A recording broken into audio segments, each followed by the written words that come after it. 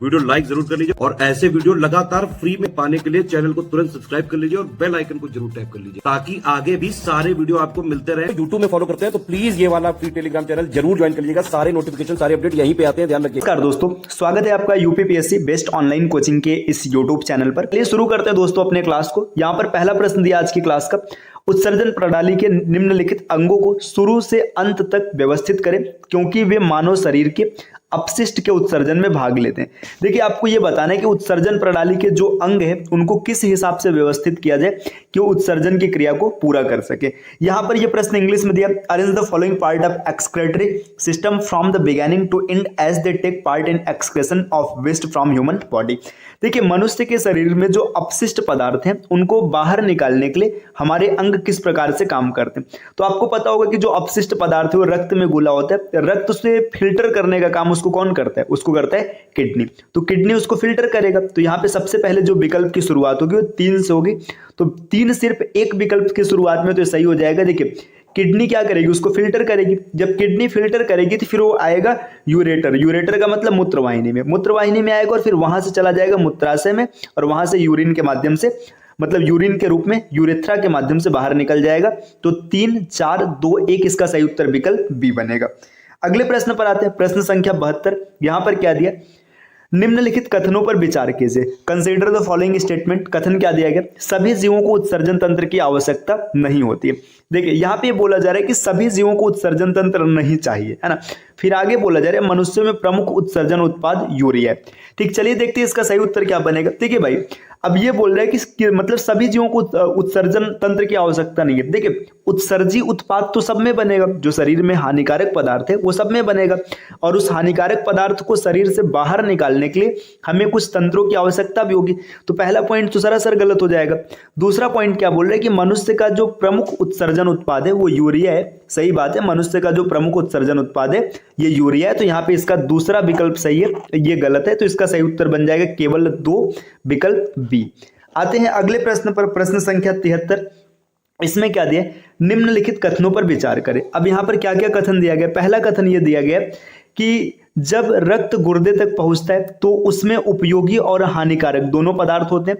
फिर आगे दिया कृत्रिम किडनी के माध्यम से भी रक्त को समय समय पर फिल्टर किया जा सकता है।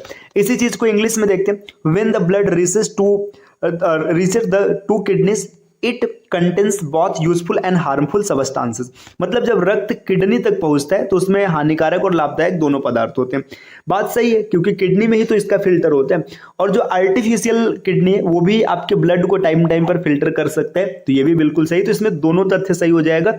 विकल्प ये मतलब पहला भी सही है दूसरा भी सही, तो इसका सही उत्तर बनेगा दोनों, विकल्प सी। बढ़ते हैं अगले प्रश्न पर। अगला प्रश्न देखते हैं कौन सा है। यहां पर दिया गया निम्नलिखित कथनों पर विचार कीजिए। प्रश्न संख्या 74 में कुछ कथन दिए गए, आपको विचार करना है। पहला कथन है पौधों द्वारा पानी, पौधों की जड़ों द्वारा, यहाँ पे की नहीं लिखा है, पौधों की जड़ों द्वारा पानी और खनिजों को अवशोषित करते मत किया जाता है, या फिर पौधे जड़ों द्वारा पानी और खनिजों को अवशोषित करते हैं। ये सही पॉइंट है ना। देखिए दूसरा पॉइंट दिया, जड़ के बाल पानी के अवशोषण और पानी में घुलने वाले खनिज पोषक तत्वों के लिए जड़ की सतह क्षेत्र को बढ़ाते हैं। ये भी बिल्कुल सही है। तो यहाँ पे अगर आप देखेंगे तो दोनों सही हो जाएगा। देखिए जो जल का अवशोषण होता है ये जाइलम के द्वारा होता है ना, और इसके बाद जो मतलब उसको स्थानांतरण किया जाता है जाइलम के द्वारा, और जो भोजन होता है या खाद्य पदार्थ होता है उसका फ्लोएम के द्वारा होता है। ये भी आप याद रखिएगा। चलिए आते हैं अगले प्रश्न पर। अगला प्रश्न क्या दिया, प्रश्न संख्या 75। निम्नलिखित कथनों पर विचार कीजिए। यहाँ पर कुछ कथन दिया है, देखिए क्या दिया, ऊतक कोशिकाओं का एक समूह है जो जीवों में एक विशेष कार्य करता है। ये बोला जा रहा है कि जो ऊतक है ये कोशिकाओं का एक समूह है और कुछ विशेष कार्य के लिए होता है। सही बात है। देखिए अगर आप देखेंगे सबसे पहले सेल होता है ना, सेल के बाद क्या होता है, जब सेल आपस में कंबाइंड होता है, सेल का ग्रुप बनता है तो उसको टिश्यू कहते हैं, है ना। फिर टिश्यू जब आपस में कंबाइन होता है तो टिश्यू से आपका ऑर्गन बनता है, मतलब अंग बनेगा। फिर ऑर्गन जब कंबाइन होगा तो यहाँ पे बनेगा ऑर्गन सिस्टम, और ऑर्गन सिस्टम के बाद पूरा ह्यूमन बॉडी का निर्माण होता है। तो यहाँ पे बोला जा रहा है कि जो ऊतक है ना कोशिकाओं का समूह है जो किसी जीवों में विशेष कार्य करता है। ये बिल्कुल सही कथन दिया है। दूसरा कथन है पौधों में पानी और पोषक तत्वों के परिवहन के लिए फ्लोएम मतलब जिम्मेदार होता है। देखिए फ्लोएम जिम्मेदार नहीं होता है, जल के संवहन के लिए जाइलम जिम्मेदार होता है। तो ये गलत हो जाएगा। अगला पॉइंट है संश्लेषित भोजन पौधों के सभी भागों में संवहनी ऊतक द्वारा ले जाया जाता है, जिसे जाइलम कहते हैं। और जो जाइलम, देखो जाइलम जल को लेकर जाएगा और फ्लोएम भोजन को लेकर जाएगा, तो ये दोनों गलत हो जाएगा। इसमें सिर्फ सही कौन सा है? सिर्फ पहला सही है, तो विकल्प सी इस प्रश्न का सही उत्तर बन जाएगा। आते हैं अगले प्रश्न पर, प्रश्न संख्या 76। निम्नलिखित कथनों पर विचार कीजिए। कथन क्या दिया गया, चलिए विचार करते हैं। तो यहाँ पर पहला पॉइंट ये दिया है, वाष्पोत्सर्जन के दौरान वाष्प के रूप में पौधों से बहुत सारा पानी नष्ट हो जाता है। देखिए वाष्पोत्सर्जन जब होगा तो पौधों से वाष्प के रूप में जल का ही उत्सर्जन होगा, है ना। तो यहाँ पे ये पॉइंट सही है, मतलब इसमें जल की हानि होती है। आगे दिया जा रहा है वाष्पोत्सर्जन एक चूसड़ बल उत्पन्न करता है जो तने और पत्तियों तक पहुंचने के लिए मिट्टी से जड़ों द्वारा पानी को अवशोषित करता है। देखिए यहाँ पे चूसड़ सिद्धांत जब हम पढ़ेंगे तो यहाँ पे सही है कि मतलब ये क्या करता है, चूसड़ बल उत्पन्न करता है, ये भी सही है। अब यहाँ पे पूछा जा रहा है कि उपरोक्त में से कौन सा कथन गलत है। तो भाई गलत तो कोई नहीं है, दोनों सही है। तो यहाँ पर इसका सही उत्तर बनेगा विकल्प डी, क्योंकि गलत कोई नहीं है। आते हैं अगले प्रश्न पर। नेक्स्ट अगला प्रश्न क्या दिया, प्रश्न संख्या 77। देखिए पौधों में वानस्पतिक प्रसार के बारे में सही कथन है। वानस्पतिक प्रसार का मतलब प्रोपेगेशन, ये अलैंगिक जनन की एक विधि होती है। यहाँ पे देखिए दिया इसका इंग्लिश नाम प्रोपेगेशन, है ना। ये अलैंगिक जनन, जैसे आप जनन पढ़ेंगे पौधों में ना, तो ये लैंगिक अलैंगिक दो प्रकार का होता है। तो जो अलैंगिक है उसमें प्रोपेगेशन आता है। तो आगे क्या दिया कि यह एक प्रकार का अलैंगिक प्रजनन है, मतलब प्रोपेगेशन अलैंगिक जनन की एक विधि है, बिल्कुल सही है। आगे इसमें दिया कि नए पौधे जड़ों, तनों और पत्तियों और कलियों द्वारा उत्पन्न होते हैं। देखिए जो नया पौधा है जड़ से भी उत्पन्न हो सकता है, तने से भी हो सकता है, पत्तियों से भी हो सकता है और कलियों से भी हो सकता है। तो दूसरा पॉइंट भी सही, तो इसका सही उत्तर हो जाएगा विकल्प सी।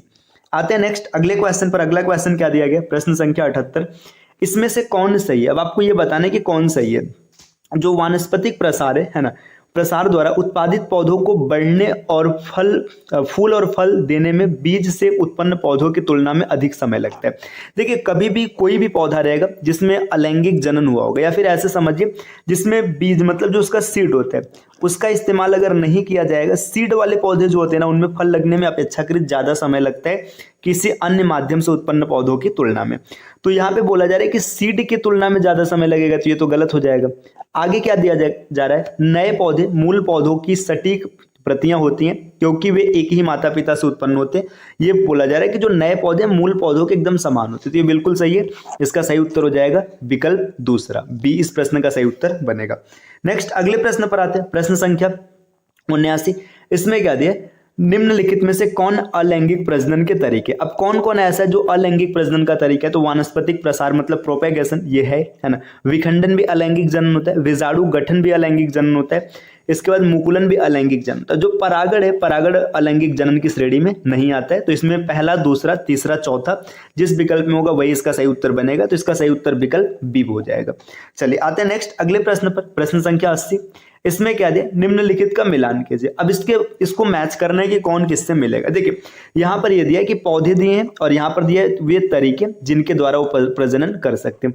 अब मान के चलिए इसमें आपको सबके बारे में नहीं पता है, ठीक, तब भी आप कैसे मिक्स करेंगे, मतलब कैसे मिलाएंगे, कुछ चीजें आपको पहले से पता होंगी। जैसे देखिए अगर बात करेंगे ईस्ट, है ना, जो देखिए यहाँ पे ईस्ट लिखा है ना, इंग्लिश में ईस्ट कहते हैं और हिंदी में खमीर कहते हैं। अगर खमीर की बात करेंगे तो खमीर में जो जनन का तरीका होता है, खमीर में जनन का तरीका होता है मुकुलन, है ना। तो आप इसको आसानी से मिला लेंगे। देखिए तीसरा मिलेगा सी के साथ, तो तीसरा सी के साथ किन विकल्प में, देखिए जैसे तीसरे को आप सी से मिलाएंगे तो ये क्लियर हो जाएगा कि या तो विकल्प ए सही होगा या तो बी, ये दो विकल्प एलिमिनेट हो गए। इसके बाद देखिए जो शैवाल है, शैवाल में जो जनन होता है, मतलब शैवाल में जनन का तरीका होता है, ये होता है विखंडन। तो शैवाल को विखंडन के साथ टिक करते ही आपका ये विकल्प ए भी एलिमिनेट हो जाएगा और 20 प्रश्न का सही उत्तर बनेगा। अब देखिए सबको मिक्स कर लेंगे आसानी से। देखिए 2 हो गया ना, आपका आंसर बन गया। बाकी चेक करना है तो आप चेक कर लीजिए। देखिए जो कवक होता है, कवक में बीजाणु के द्वारा जनन होता है ना। इसके बाद जो ब्रायोफिलम होता है, ब्रायोफिलम में पत्तियों के द्वारा जनन होता है ना। और जो एक बच गया शकरकंद, शकरकंद में जड़ों के द्वारा जनन होता है। तो आप आसानी से, जैसे आपको क्वेश्चन बनाना है, 2 मिल गया, आपका आंसर मिल गया, आगे बढ़िएगा। चलिए आते हैं अगले प्रश्न पर। अगला प्रश्न क्या है, निम्नलिखित में से कौन परागण एजेंट हो सकते हैं। देखिए परागण एजेंट की बात कर रहे हैं तो सबसे पहले बात करते हैं परागण होता है क्या। देखिए पॉलिनेशन की बात करेंगे, थोड़ा सा आपको यहाँ पे समझाते हैं या फिर समझते हैं हम लोग, है ना। देखिए पॉलिनेशन की अगर बात करेंगे, पॉलिनेशन क्या होता है, परागण क्या होता है। देखिए जब कभी भी पौधों में आप फूल को देखेंगे, एक फ्लावर की अगर बात करेंगे तो फूल के टोटल 4 भाग होते हैं किसी पौधों में। देखिए कैलिक्स, है ना, करोला, एंड्रोसियम, और यहाँ पे करोला होगा, ये डबल आर रहेगा, है ना, करोला, एंड्रोसियम और गाइनोसियम। जो एंड्रोसियम होता है ये मेल पार्ट होता है और गाइनोसियम होता है फीमेल पार्ट। अब देखिए एंड्रोसियम में बनता है पोलन ग्रैन मतलब परागकण। जो एंड्रोसियम है, एंड्रोसियम मतलब पुमंग कहते हैं, इसमें या पुंकेसर समझ लीजिएगा, इसमें परागकण बनता है, परागकण। और ये जो परागकण होता है ये वर्तिकाग्र, जो ये अंडाशय, अंडाशय में एक पार्ट होता है वर्तिकाग्र, वर्तिकाग्र ऐसे रहता है, मान लीजिए वर्तिकाग्र है, ठीक, ये वर्तिकाग्र है। अब यहाँ तक ना जो परागकण है, परागकण का वर्तिकाग्र तक पहुंचना परागण कहलाता है। अब ये किसी भी तरीके से हो सकता है, वायु के द्वारा भी हो सकता है, कीट के द्वारा भी हो सकता है, पक्षी के द्वारा भी हो सकता है और चमगादड़ के द्वारा भी हो सकता है। तो इसका सही उत्तर विकल्प बी बनेगा। यहाँ पे याद रखेगा कि परागण क्या होता है, परागण होता है जो परागकण है, पोलन ग्रैन जो है उनका वर्तिकाग्र तक पहुंचना परागण कहलाता है। चलिए आते हैं अगले प्रश्न पर। अगला प्रश्न क्या है, प्रश्न संख्या 82। यहाँ पर दिया जनन चक्र में घटना के अनुसार इन प्रक्रियाओं पौधों के कुछ हिस्सों को व्यवस्थित कीजिए। मतलब यहाँ पे बताना है कि जनन चक्र में कौन सी प्रक्रिया कैसे चलेगी। तो देखिए जनन चक्र की अगर बात करेंगे तो सबसे पहले परागण होगा। परागण का मतलब जो परागकण है वो वर्तिकाग्र तक आएगा, तो सबसे पहले परागण होगा। परागण के बाद निषेचन होगा। अब देखिए 21 सिर्फ आपको, अच्छा यहाँ पे 2 विकल्प में दिख रहा है तो ये दोनों एलिमिनेट हो गया। अब निषेचन के बाद आपका बनेगा जाइगोट, है ना, तीसरा आएगा, फिर इसके बाद बनेगा भ्रूण, तब आएगा चौथा। तो 2134 इस प्रश्न का सही उत्तर विकल्प बी बनेगा। नेक्स्ट आते हैं प्रश्न संख्या 83 पर। देखिए यहाँ पर क्या दिया गया 83 में दिया गया निम्नलिखित में से कौन गलत है। आपको ये बताना है कि कौन गलत है। एक दोलन पूरा करने के लिए एक पेंडुलम द्वारा लिया गया समय इसकी समयावधि कहलाता है। मतलब देखिए एक दोलन पूरा करने में जितना समय लेगा उसको समयावधि कहेंगे, सही बात है ना। समान लंबाई के पेंडुलम की समयावधि समान होती है, ये भी सही है, तो इसमें से कोई गलत नहीं, तो इसका सही उत्तर हो जाएगा विकल्प डी। नेक्स्ट आते हैं प्रश्न संख्या 84 पर। 84 में क्या दिया, निम्नलिखित में कौन सा सही है ना, आपको ये बताना है कौन सा सही है। वस्तुओं की गति उनके दूरी समय के रेखांकन द्वारा चित्रात्मक रूप से प्रस्तुत की जा सकती है। देखिए दूरी की, वस्तुओं की गति की बात कर रहा है ना, गति उनके दूरी और समय ग्राफ से प्रस्तुत किया जा सकता है कि नहीं किया जा सकता है। तो समय और ग्राफ, देखिए समय और दूरी, है ना, चाल बराबर दूरी बटे समय आपने पढ़ा है तो इससे हो जाएगा, सही है ना। आगे दिया स्थिर गति के साथ गति करने वाली वस्तु की गति के लिए दूरी समय का ग्राफ एक सीधी रेखा। तो देखिए स्थिर गति तो ये ऐसे सीधी रेखा बनेगी, तो ये भी सही है, तो इसमें दोनों सही हो जाएगा। तो इसका सही उत्तर होगा विकल्प सी। आते हैं अगले प्रश्न पर। प्रश्न संख्या 85 में क्या दिया, इनमें से किन कारणों की वजह से शॉर्ट सर्किट हो सकता है। आपको बताना है कि कौन सा ऐसा कारण होगा जिसके कारण शॉर्ट सर्किट हो जाएगा। तार के इंसुलेशन को हटाने से, है ना, इंसुलेशन हटाएंगे तो शॉर्ट सर्किट होने की संभावना बढ़ेगी, सही बात है ना। एक सॉकेट में कई उपकरणों का कनेक्शन, मतलब एक ही सॉकेट में आपने कई उपकरण लगा दिए तो भी आपका शॉर्ट सर्किट की संभावना रहेगी। और विद्युत अधिभार, मतलब बहुत ज्यादा ओवरलोड है फिर भी शॉर्ट सर्किट की संभावना रहेगी, तो इसका सही उत्तर होगा विकल्प सी।